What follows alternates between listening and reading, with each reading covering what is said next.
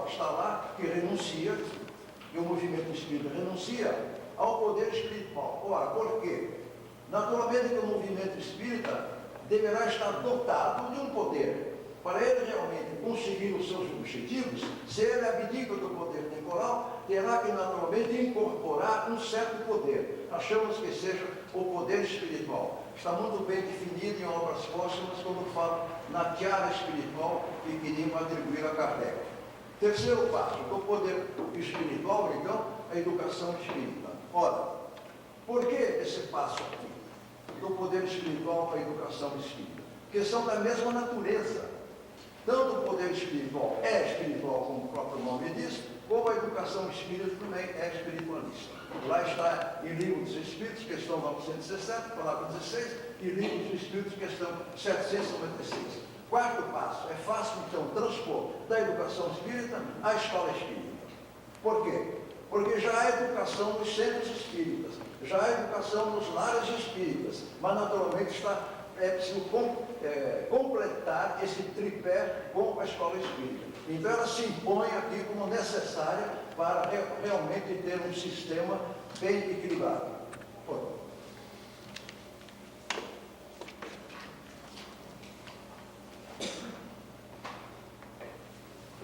Vamos ver aqui.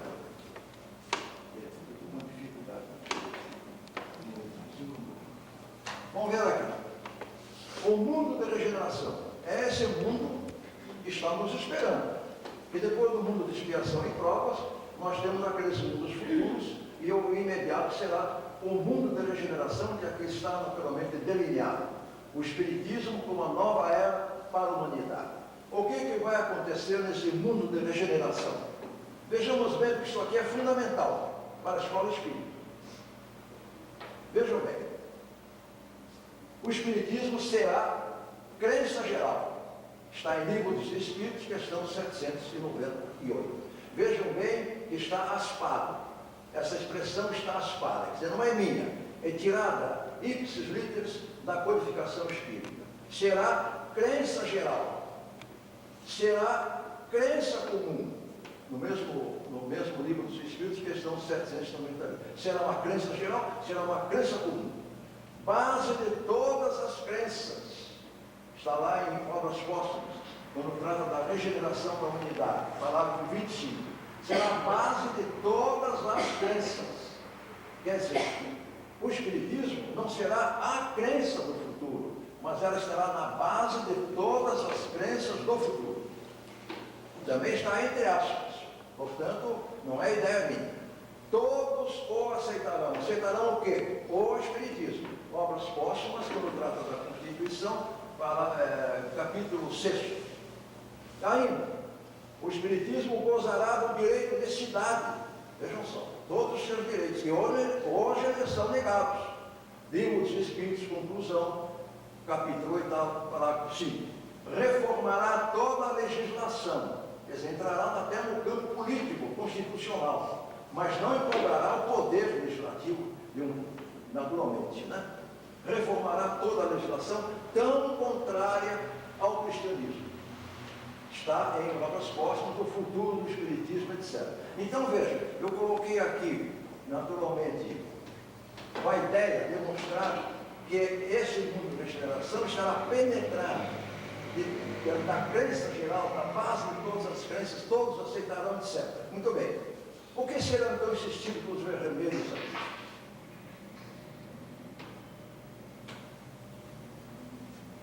Vamos pensar um pouco. O que serão? Porque não tem nada. Estão vazios.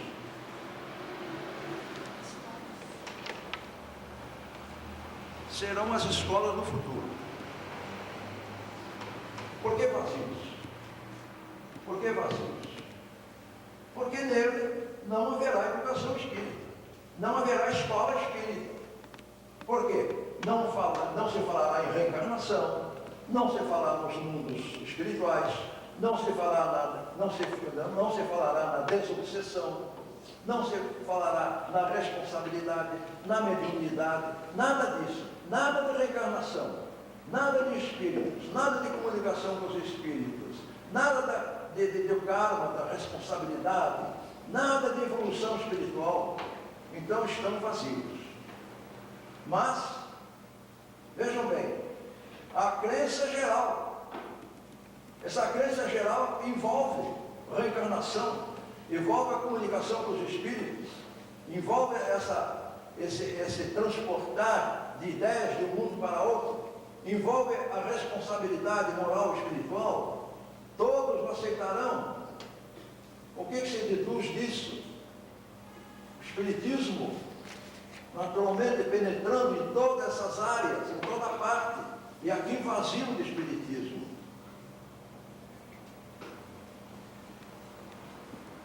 É possível?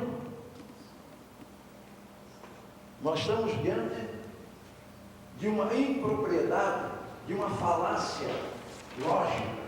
Quer dizer, não é lógico que esses círculos que representam as ideias, as escolas do futuro, estejam vazias de espiritismo, que não sejam escolas espíritas. Então, qual é a conclusão que nós tiramos? Lógica, irrefutável. Não podemos deixar de aceitá-la, que essas escolas do mundo da regeneração serão, indubitavelmente, escolas espíritas.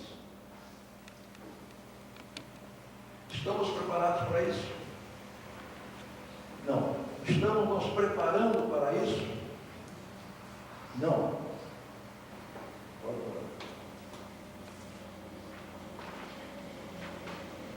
Vejamos então, quarta visão.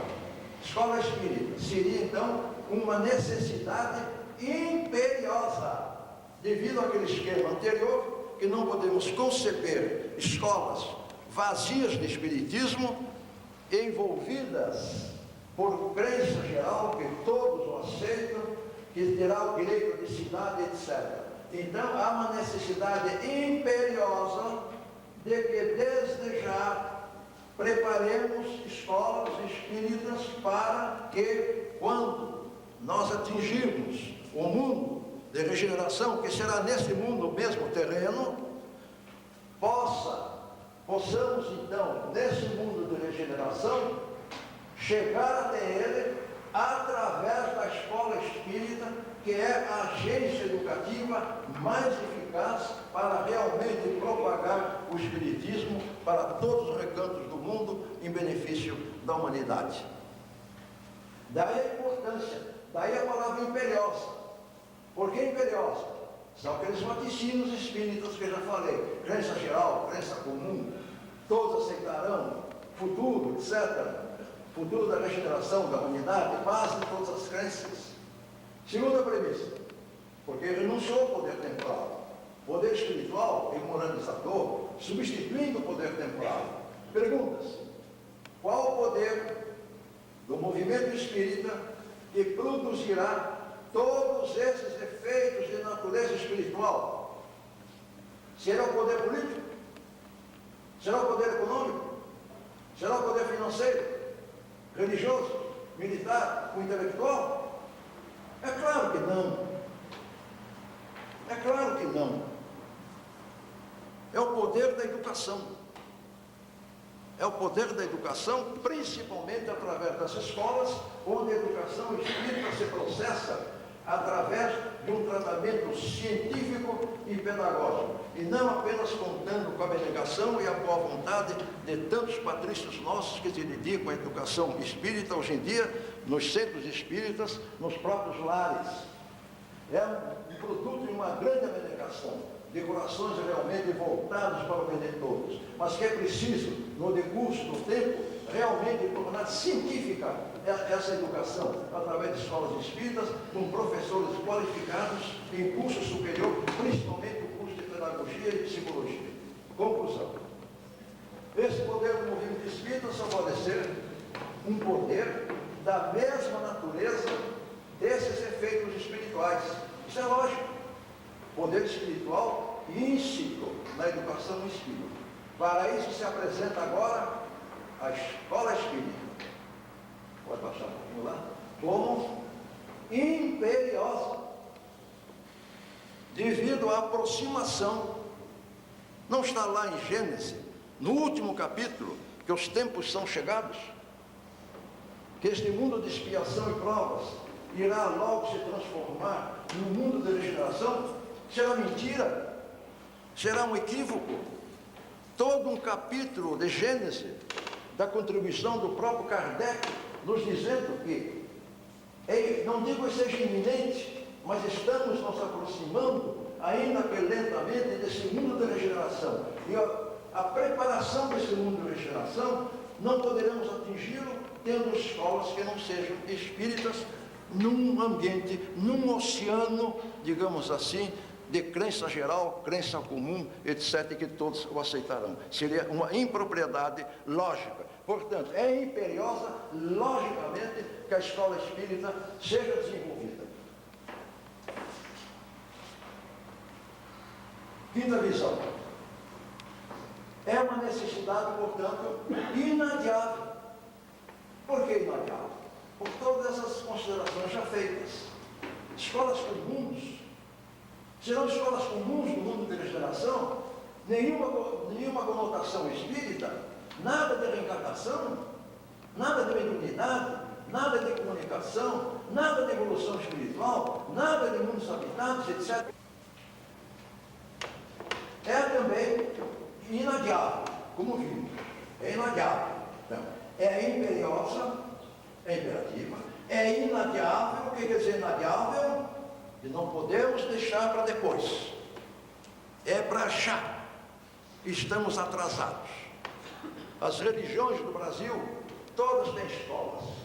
Só a Adventista tem 700 escolas no Brasil. Fora as católicas, que são milhares e milhares. Até escolas islâmicas, budistas, etc.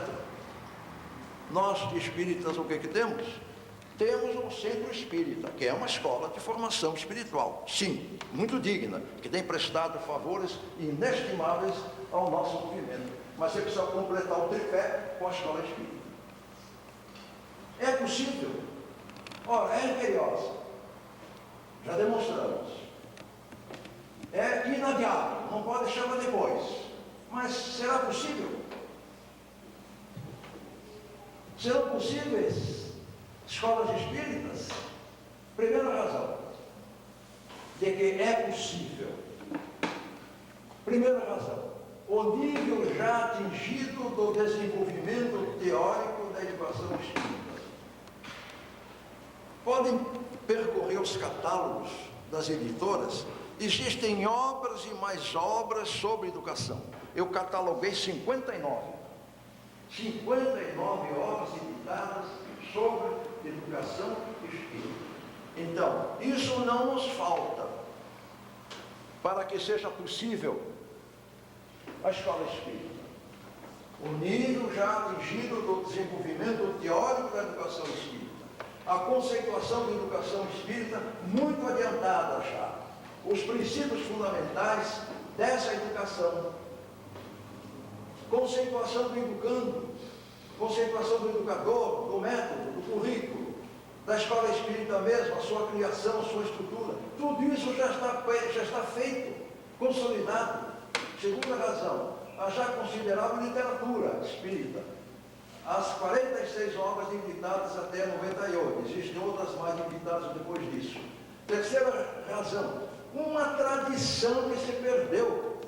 A tradição de quase um século, 96 anos, desde que foi criada em 1907 a primeira escola espírita do Brasil, por iniciativa de Eurípides Bassanufo, que é o patrono da casa que está patrocinando esta reunião aqui hoje e nesse momento.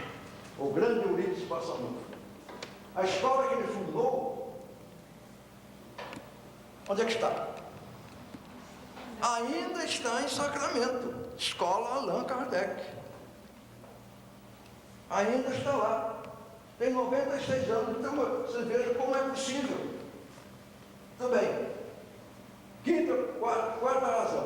O lançamento neste ano, 2003, pela editora Pessoa, da primeira obra específica sobre a criação, estrutura, funcionamento da escola espírita, que é esta obra que está sendo editada aqui hoje em Curitiba. Sexta razão, que não está lá. Haverá uma sexta razão Sim, haverá. Qual é? A existência indiscutível, nos mínimos pormenores, de escolas espíritas no plano espiritual. E esta obra que aí está sendo lançada, ali coloca 25 páginas descrevendo essas escolas do mundo espiritual, extraídos da obra de Ivone Pereira, Memórias do Suicida, no 5º capítulo.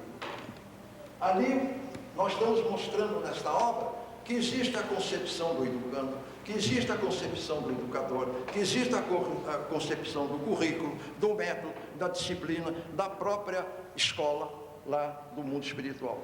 Portanto, está consagrada a escola espírita no mundo espiritual.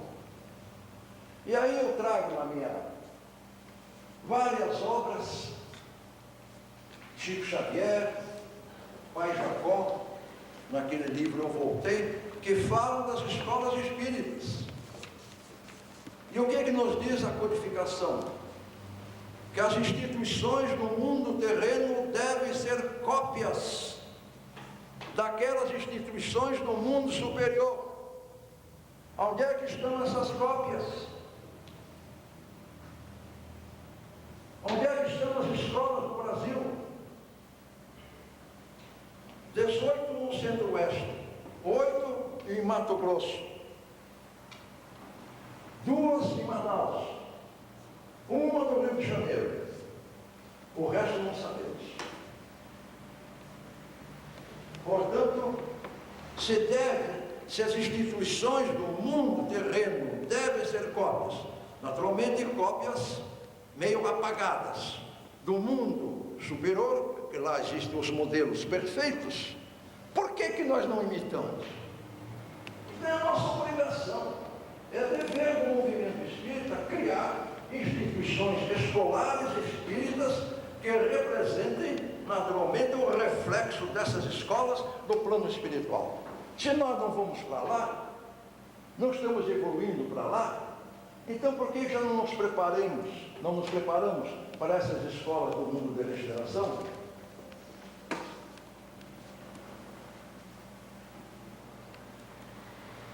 Vejam que é lógico, que é imperativo, é inadiável e é possível. Podia voltar a anterior, por favor, eu não tenho ideia ainda. Anterior. Então veja, está trocado. Então tem uma primeira razão, segunda razão, que é possível, terceira razão, quarta razão, quinta razão, que são as escolas do mundo espiritual, e uma sexta razão, ainda uma sexta razão. As escolas espíritas existentes já no Brasil e funcionando perfeitamente. Há uma escola em Goiânia, se vocês acreditem, eu visitei, passei um dia lá, tem 60 e tantas salas de trabalho. Essa escola tem 18 anos de existência. Tem uma chácara onde ainda lá estão 20 e tantas salas de trabalho. Então, ao todo, essa instituição escolar tem mais de 80 salas de trabalho. Em Cuiabá, tem uma verdadeira comunidade espírita, com escolas, com obras sociais, etc. E com casas para os professores, fazem parte, se integram no conjunto, é uma comunidade escolar. É uma coisa impressionante, dirigidas por um médico. Dirigida por um médico e a sua esposa, que é psicóloga. É uma coisa impressionante como é que eles conseguem isso, sem pedir, talvez, dinheiro para o Estado. Ainda assisti a inauguração, quando lá estive, de um auditório maravilhoso, todo ele doado pela não Lions Club, Rotary Club, doação de mão beijada, aquele auditório magnífico, nessa escola. Eu estive no palco dessa escola. Uma coisa impressionante. A satisfação dos pais com seus filhos que frequentam essas escolas. Então, são todas escolas de carentes, ninguém paga nada. Eles conseguem recursos em toda parte. Recolhendo dinheiro aqui, ali, onde pode, etc. Então é possível. Se nós temos 18 escolas no Centro-Oeste e mais 8 em Mato Grosso do Sul, também é uma sexta razão de que é possível escola espírita.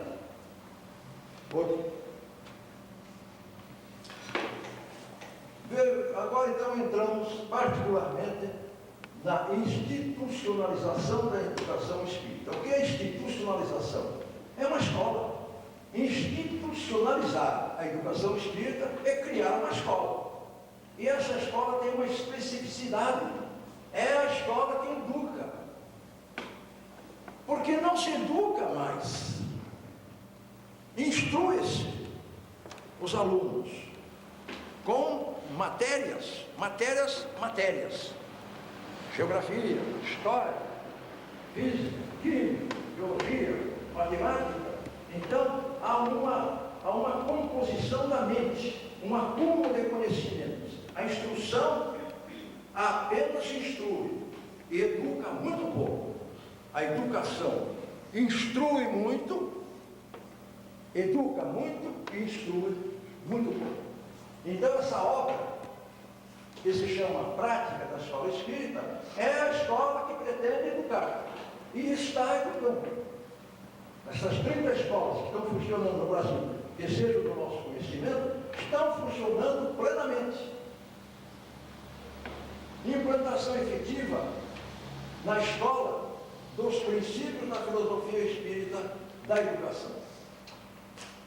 O que é que ele contém essa obra? Um conjunto de práticas. Vejam aqui, práticas. Esta é a palavra-chave.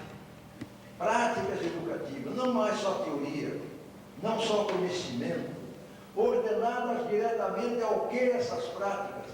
Ao desenvolvimento da espiritualidade dos educandos. Qual é a escola que faz isso? É a evolução social progressiva na direção de uma sociedade de regeneração. Isso aqui é a finalidade social da escola espírita. E essa é a finalidade individual e imediata da escola espírita. A escola espírita, portanto, concretiza a operacionalização da filosofia espírita da educação e institucionaliza a educação, ele transforma-se em escola.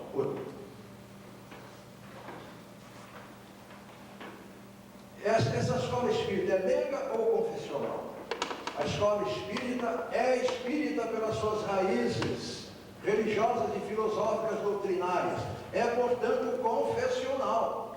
E ela ministra toda a doutrina espírita. Todavia, pode manifestar-se como neutra em suas aplicações pedagógicas. Ela inova tanta coisa, a escola espírita, que ela é capaz de ser aplicada numa escola católica, tirando naturalmente alguns princípios como regeneração, plano espiritual, etc. Mas a metade dos princípios que corporificam e que identificam uma educação espírita podem ser aplicadas em qualquer outra escola de qualquer confissão religiosa. E essa contribuição que no mundo da regeneração, estão vendo? Lembra-se daquela projeção, daqueles círculos vazios? Ali estarão escolas espíritas, para todo mundo, para qualquer religião. Por quê? Porque ela será crença e estará naturalmente inserida em todas as religiões. Não é a religião do futuro, como dizem alguns, mas o futuro da religião, com o nosso espiritismo. Outro.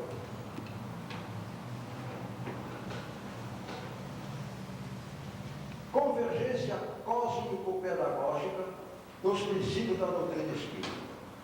Aqui estão 10 princípios da doutrina espírita. Todos todos eles convergem para a educação. Deus é o fim último da educação do Espírito. O Espírito é o objeto da educação. Comunicação é justamente o relacionamento entre os dois planos de vida. A educação de baixo para cima, através da desobsessão, por exemplo, e a educação do plano espiritual para o plano terrestre, as grandes mensagens que são dirigidas a todos nós aqui no plano terrestre. A mediunidade, que é um instrumento pelo qual a educação tanto sobe quanto desce de um plano para outro. A reencarnação. O que é a reencarnação na educação espírita? É a repetência das ações que foram mal aproveitadas. O que é a responsabilidade? É justamente a responsabilidade de um educando que naturalmente tem seus deveres a cumprir, etc. E a evolução, o que é? É o resultado da educação, é a evolução espiritual. Cristo, o grande educador. Caridade, a prova da aprendizagem. Não se diz que alguém aprendeu, que alguém aprendeu a educação espírita se ele não tiver praticado a caridade. É a prova final de cada ano. Pluralidade. As muitas escolas planetárias do cosmos. Vejamos então, já que a escola espírita é a escola que pretende educar e não só instruir, precisamos bem saber qual é a diferenciação entre educação e instrução. Aqui estão. Aqui os elementos da educação. É aqui os de instrução, naturalmente que opostos linha por linha. Aqui na educação, na instrução, temos a instrução. Aqui temos a formação do homem, o ser completo. O conhecimento, aqui o comportamento dele. Aqui intelectualidade, aqui moralidade. Aqui razão, aqui emoção. Aqui inteligência, aqui sabedoria. Aqui cultura, aqui postura. Até na atividade profissional nós sabemos os funcionários de uma empresa que naturalmente exercem uma função de instrução contra a educação.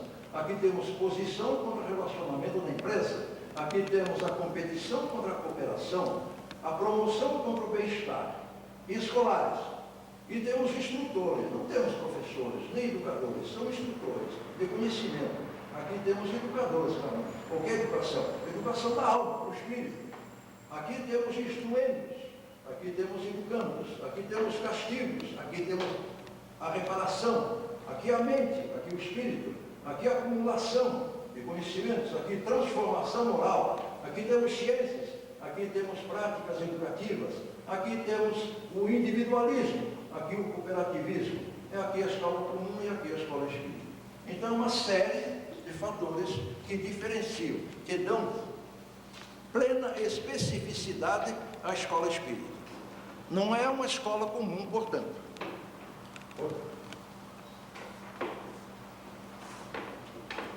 Ainda isso, instrução e educação. Qual é a fonte dos insumos, daqueles materiais, né, que servem para compor qualquer produto, né, qualquer produto fabricado, né, digamos assim. Na instrução vem do exterior. De onde é que vem esses insumos? Vem do exterior, vem dos pais, vem dos professores, etc. Aqui vem do interior, quer dizer, que a educação promana do interior do próprio educando para fora. Vamos ver isso depois numa transparência imediata ali. Fluxo é de fora para dentro, a instrução é de fora para dentro, vem de fora para dentro, vamos ver depois. Aqui é de dentro para fora. O destino, na instrução é a mente, na educação é o espírito, ele atinge o espírito. Princípio dinâmico, a inteligência. Princípio dinâmico da educação, a moralidade. Aqui qual é a carga? Conhecimentos, pensamentos, aqui, comportamentos, atos. Quais são os agentes? São os outros. Quem é o agente aqui? É o próprio educando, ele mesmo educando que se educa. Resultados, intelectualidade, profissionalização. Aqui a espiritualidade. Posso subir mais um pouco? E a felicidade ainda. Porque a educação conduz à felicidade, que a instrução, obrigatoriamente, necessariamente, não conduz.